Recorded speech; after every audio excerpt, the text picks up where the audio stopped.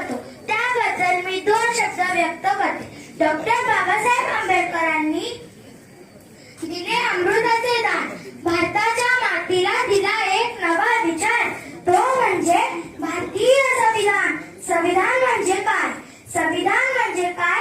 आपल्या देशामध्ये चालावे कसे, बोलावे कसे, वागावे कसे, लिहावे कसे, वाचावे कसे, वागावे कसे, या प्रत्येक गोष्टीसाठी जो कायदा लिहिला गेला त्या कायद्याच्या राज्यघटनेला आपण संविधान असे म्हणतो. संविधानाने आपल्याला काय दिले? संविधानाने आपल्याला काय दिले? संविधानाने आपल्याला हक्क दिला, अधिकार दिला, कर्तव्याची जाण दिली, धर्मनिरपेक्षतेचा बाणा दिला.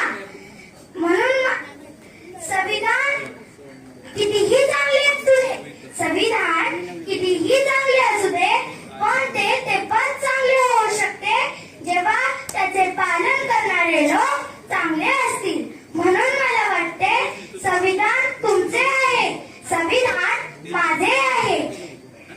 संविधान माणसाने माणसाच्या हितासाठी, लोकशाहीसाठी लिहिलेले आहे, याचा मला अभिमान आहे. एवढे बोलून मी माझे भाषण संपवते.